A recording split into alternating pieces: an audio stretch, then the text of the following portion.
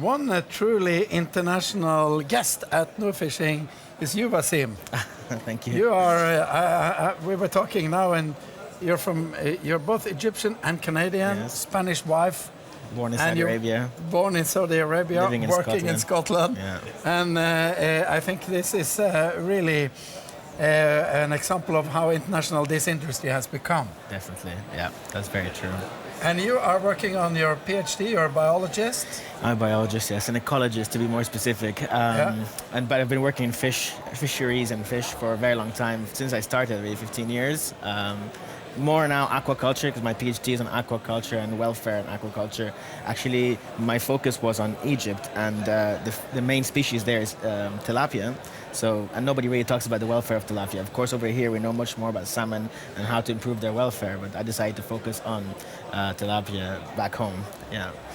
And what are your views on then how should we go about to increase the human practices and the welfare in both wild and, of course, aquaculture species? Yes. Well, I suppose the angle that we were taking through the one of the partners I was working for recently is that even though we accept that fish now are sentient and they deserve to be treated ethically, we still have a blind spot towards wild captured animals, and our role here was really to kind of remind people, the blind spot is there.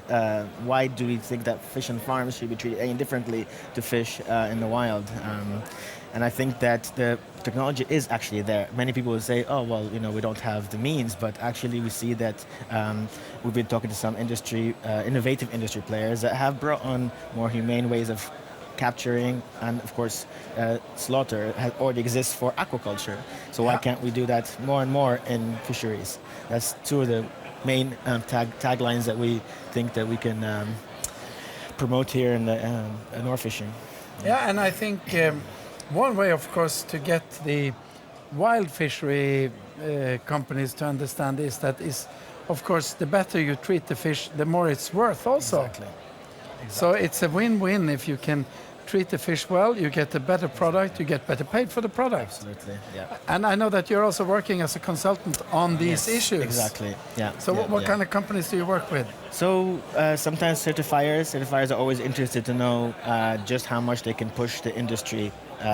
So they want some research to back up their asks, and we work with them to say, well, this is feasible right now. For example, environmental enrichment in aquaculture.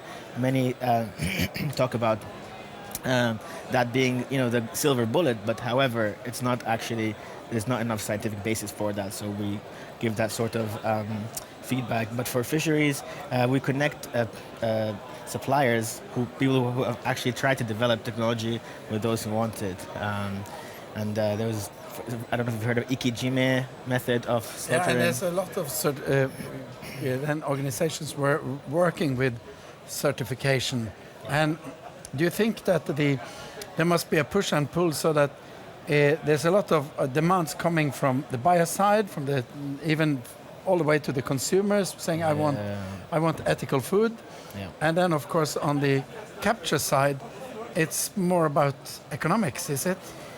Yes, definitely the quality argument only goes so far to convince certain people, because they have to fulfill the quotas. They still have to catch the fish within a certain time limit, or they lose the quota for the following year.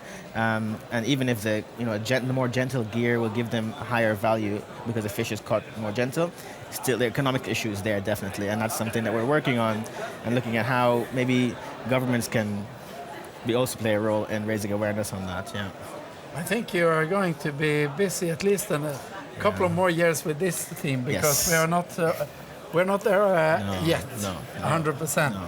But I guess that's one of the messages we have, is that actually it's not as distant a dream as it might have been, because some of the technology is already there, and the prices are coming down. So there's like Aspec Aqua have a pipe-based stunner that's actually very efficient at handling large volumes. So we're excited to see how that plays out in the fishing industry in the coming years. Yeah, and what you should then notice that either you come here and look for the suppliers, they can already bring you at least some steps ahead, or they can talk to you. Yes, definitely. and get some help from you. Definitely. What are you going to fill your days with here at North Fishing? So there's a few partners that we wanted to meet with. I mean, the reason we chose North Fishing is because, like you said, people here care about quality. So, and people get the issues of animal welfare a lot more than other places. So, meeting with like-minded people is already a great start. And then we have some meetings lined up and some events that we'll be taking part in and supporting. And what's your favorite fish, Wasseem? I actually love Chilean sea bass. Yeah. Or what's the Patagonian toothfish? Patagonia, the merluza. Yeah. It's a huge fish. Yeah. It's not so.